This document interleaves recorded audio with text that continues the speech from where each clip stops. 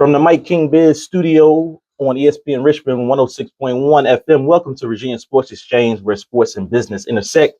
Virginia Sports Exchange is a radio show and podcast where we discuss the dynamics of sports and opportunities it creates economically for individuals in our region, interviewing those with multiple roles in athletics. I am your host, Stephen Lewis.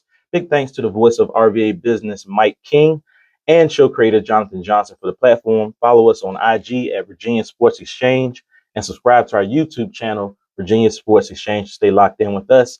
Today's show is sponsored by Championship Minded, Richmond's boxing promotion company. Its next boxing event, the Rumble at the Raceway, is coming up Saturday, January 24 at Richmond International Raceway. The Main Street event was an absolute hit. I was there. It was live. It was a big success this past summer, so they're back with their second event. You don't want to miss this one.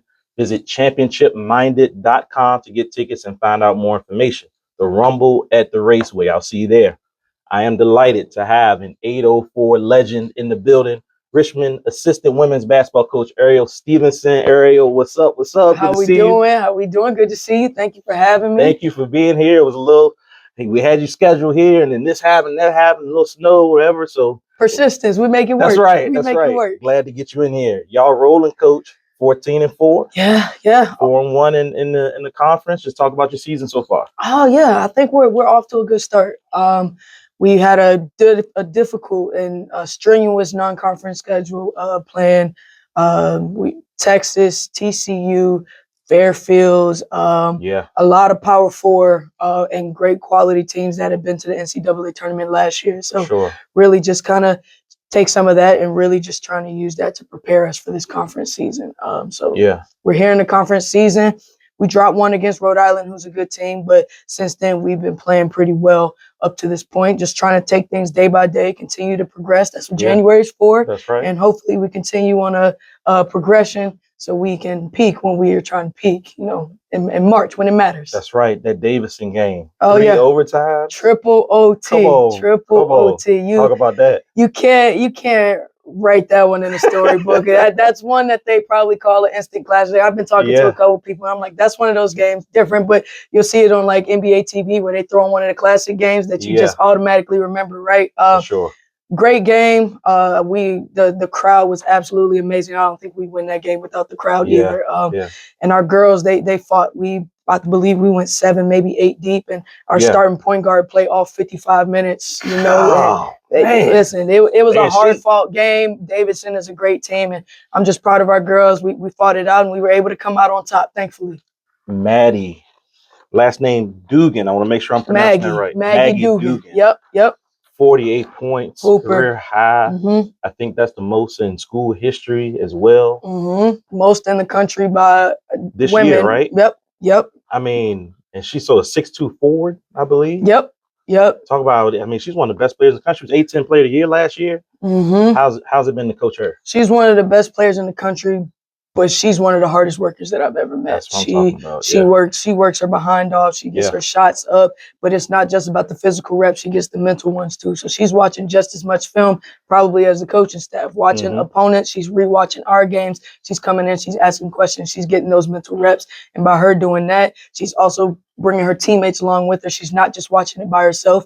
And I think that leadership, both on the court and off the court, has played a big part in where we are and where we're trying to go moving forward. Awesome. Obviously, part of your job is recruiting and trying to get talented young ladies into the program. So, when girls like Maggie leave, what are you looking for in a student athlete? Like, kind of make your pitch, like, for the girl AAU's coming up soon. So when they see you out there, what are you looking for? What the girls need to do? We're looking for a high IQ player, obviously. But let me start actually before that. The intangibles. Let's have good attitude, right?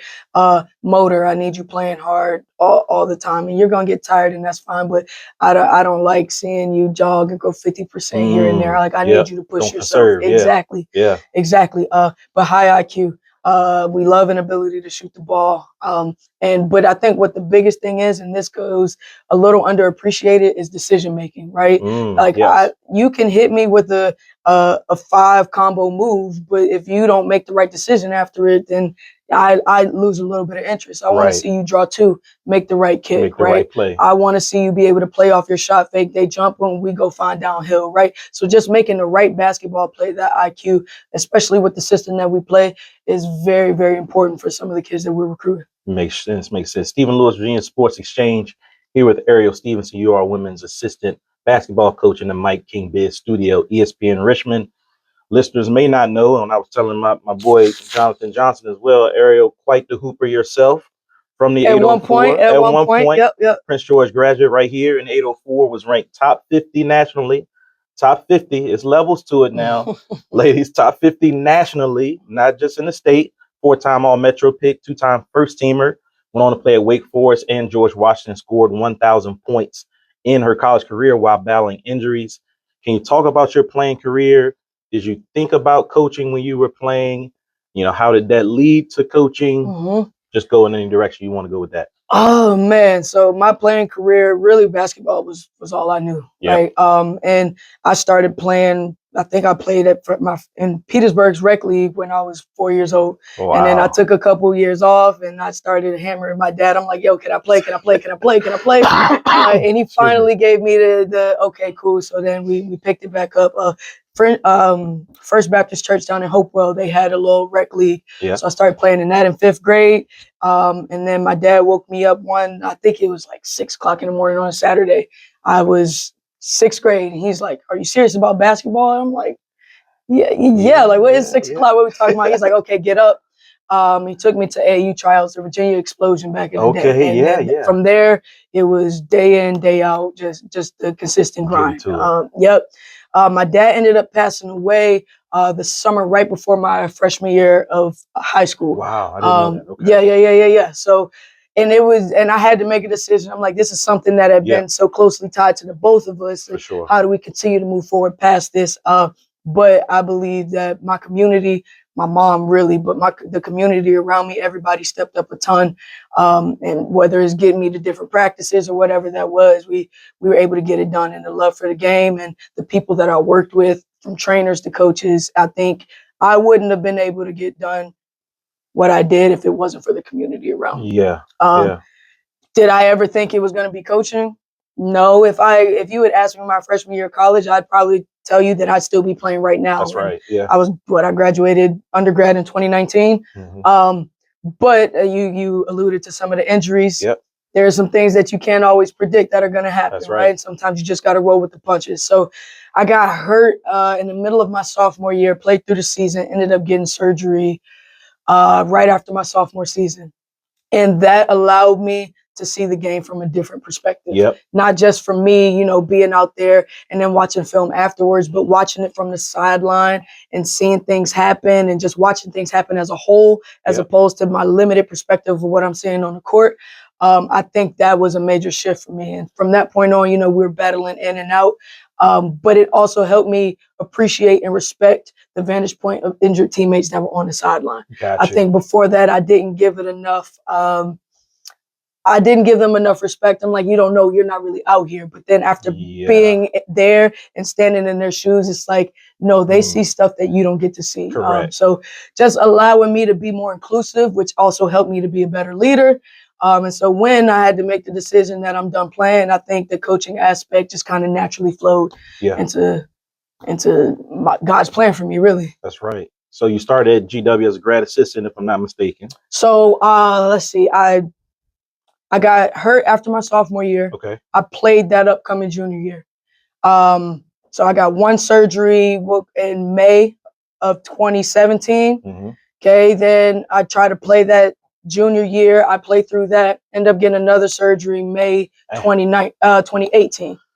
We get the surgery May 2018. The rehab, I'm doing it, but something still isn't right. We end up getting another surgery September 2018. So that's 3 surgeries in a year and a half. We're not playing that senior year. So I end up transferring. So I'm a grad transfer when I go to GW. Coach Rosati, Kevin DeMille gave me a call on Coach Rosati's behalf, and I think that was really some of the turning point. And yes, my playing career, but also my coaching career too, especially my approach to the game mentally. So I went there. I played there for a year, in and out, still with that injury. And then right at the end of that year is when COVID hit. So people kind of left and things started getting a little crazy. But Coach called me and said, we want you to be able to finish your master's. Would you be interested in coming back as a grad assistant? Nice. Absolutely, hands down. And that was one of the best decisions. Absolutely, no questions asked. And that was one of the best opportunities I've ever been given. Awesome. So you went from there to Davidson, I believe, right? For a couple of years. Obviously, just beat them in that triple overtime game. Yeah. Did you have some buddies still there? At Absolutely. So some backstory on Davidson. So when I played AAU, I played for let's see, we ran through a couple different names: TPLS, Sports Quest, and Boo Williams Richmond. Max Coates, who's a big name back in the day, people still know him to this day. His daughter Gail Coates was an assistant at Wake Forest. I went there to play for her. Gotcha. Again, another one that played a huge role in my mental aspect to the game. She really poured into me as far as workouts were concerned, my leadership, and the mental aspect and watching the game, watching film, breaking it down, and really learning the game of basketball. So she left at that same time those injuries were occurring. She left because she got the head coaching job at Davidson. So she left there. So when I finished up at GW, that coaching staff ended up being let go. She called me. She said, hey, I got something for you here if you want to come. No questions asked. So I went down there and I was at Davidson for 2 years. Super grateful for that opportunity again to be able to go and learn from such an elite group of coaches. They're extremely smart, cerebral, and intentional with the way that they teach. And I'm grateful that I got to spend that time there. And then Coach Roussel called me. Awesome. Hey, you want to come back to 804? I'm like, you don't even have to ask. I'm on the way. And we've been here the past, I'm in my 3rd season right now. Awesome. Stephen Lewis here, Virginia Sports Exchange with Ariel Stephenson. You are women's assistant basketball coach. Talk about the area, man. You back in 804. Girls basketball was really starting to bloom when you were in school. I think some other girls, maybe a couple of years before you, like going to big time schools, ACC schools. It's continuing right now. Can you talk about the level of girls basketball in the area since you've been gone and now back? Yeah. Notable names that kind of came before me were Kalia Johnson, right? Hooper ended up going to Duke, right? And then you kind of go through, you get to my class, you had Taja Cole. Louisville.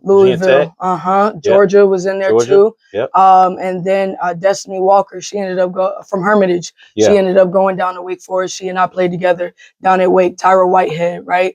Rest in peace to her. She was down at Cosby.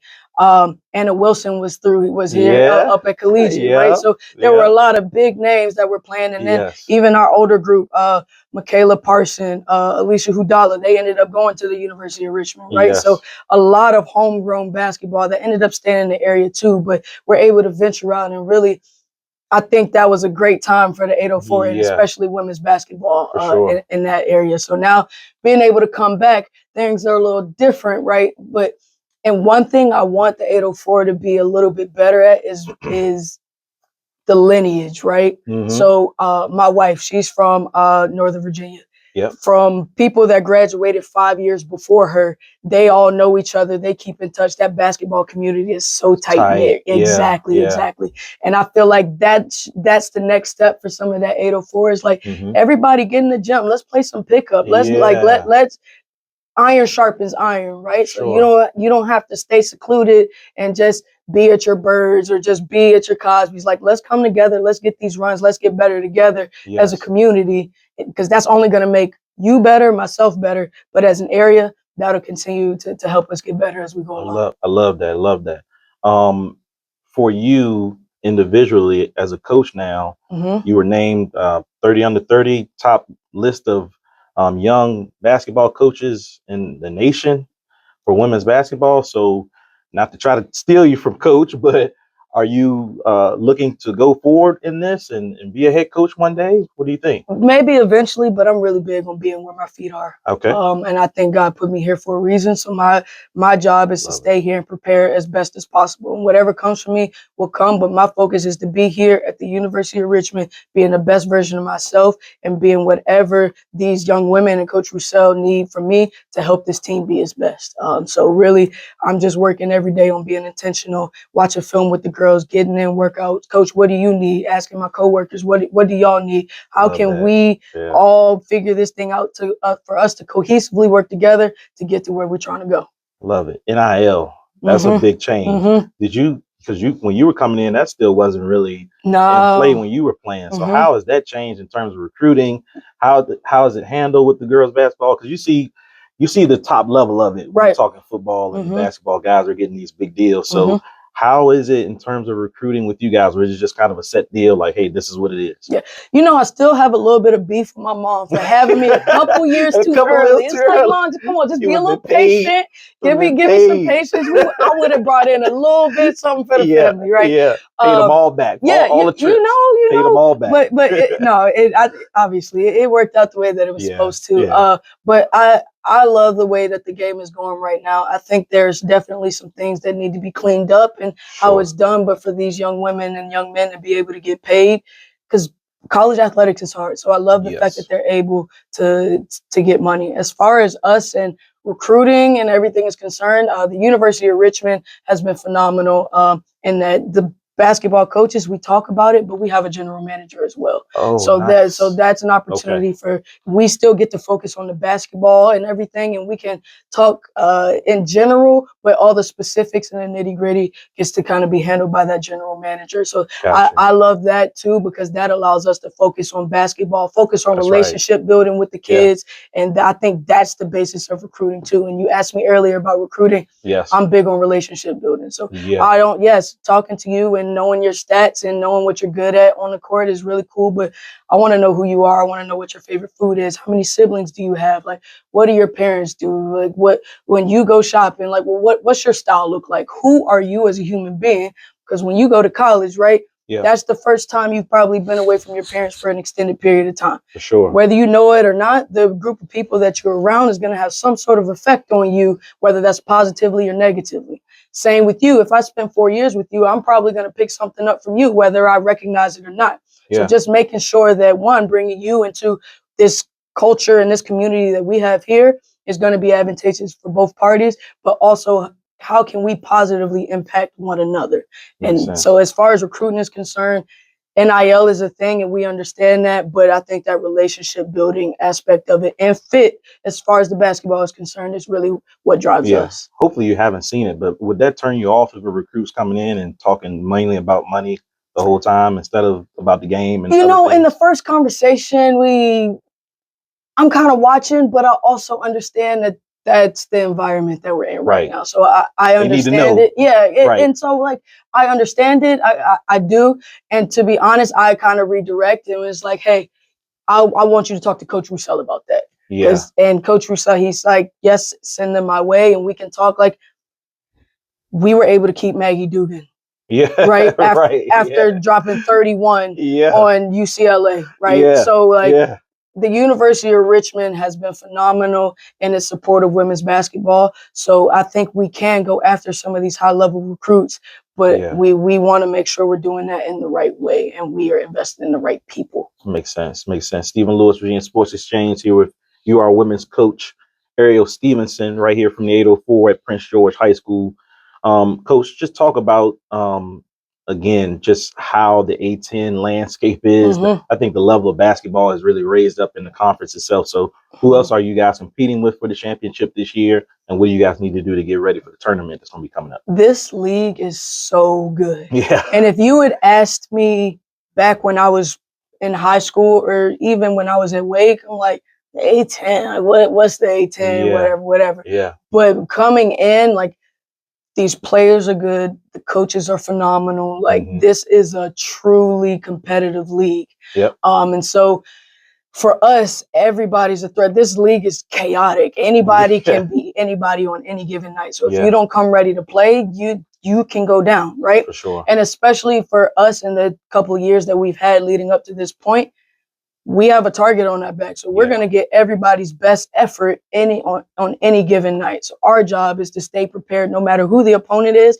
And I try to tell our girls this all the time. This is more about us, our preparation, how we execute, than it is more about the other team and what they're trying to do to us. We got to stay true to who we are. We need to execute what we know we need to execute, and execute small details at an extremely high level. Yes. If we do that, we'll be in a good spot. So I think that's the growth for us, is staying consistent and focusing on those small details and executing our details. And I think that'll put us in a point we want to be to. But the league is so good.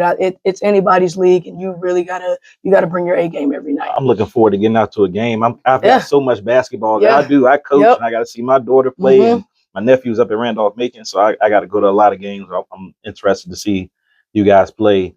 And the A10 tournament is at Henrico Sports and Event Center. Yep. Right, and you played in that earlier this year, right? Did you? Yeah. You and VCU played in a little round robin deal there? So we that was and we were talking about the non-conference schedule earlier. Yes. So we played Alabama A&M, who finished, I believe it was second in their league last year, and then this year, and we played Penn State there. So that was a really good practice round for us to be able, especially some of our new girls, right, to be able to get in that gym, play with those balls, see how the floor feels, get used to shooting on that rim, but also gain some confidence by getting a big win against Penn State on that floor. So when we come back in March, we've been here, we've won big games before. Let's just handle business. Absolutely, absolutely. Stephen Lewis, Virginia Sports Exchange here with you, our women's assistant coach, Ariel Stephenson, here in the Mike King Biz Radio Network. I'll get you out of here on this one. Best player that you played against, high school and then college. Okay. No, you might have to think about that a little bit. A lot of basketball. High Give me an AAU one too, if there's somebody in AAU that you saw that you were like, oh, she's pretty tough. Yeah. I'll keep it 804. Okay. Me and Taja had some great battles. Yeah. Great battles. For what was it, the conference championships? We had some great battles, and I think that was great for the 804, especially when you think back, I believe, what was it, 2014 it might have been, like, and it was year, right? It was at LC Bird, and that was a packed out gym, and packed out gyms weren't really happening for girls basketball back then. But to have, and I think both those teams, our boys team and their boys team, had the next game, so that helped bring people out. But was Reggie Williams there still, or did he just graduate? He had just finished. He had finished by that point. But another Prince George great, Prince George great. They both were they for were sure, nice. for sure. Corey Hill was playing on the Prince George team at that point. Nice. Very good hooper. But yeah, so I mean, Taja, we had great battles here, and then college. Arike Agumbawale.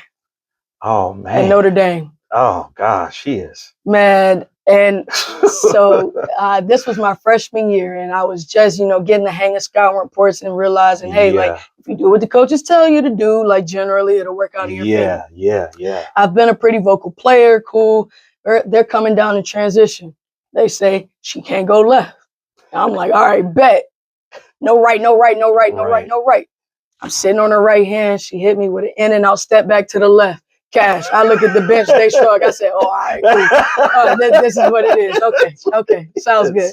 But she's a phenomenal player. But playing in the ACC at that time, there were so many good players, and still another league with great coaches. So I've been blessed to be around a lot of great basketball in my time, and really that's part of my coaching too, is to just kind of pass down some of the experiences and the lessons that this game has taught me, and hopefully pay it forward and make the next generation better than what I was. Awesome. Again, we're going to get you out of here on that one, Ariel. Thank you so much for joining us in the Sports Exchange. Really appreciate you. Thank you for having me. Can't wait to get out to one of your games, like I said. For Ariel Stephenson, I'm Stephen Lewis, Virginia Sports Exchange. We'll see you next time. Another one in the books.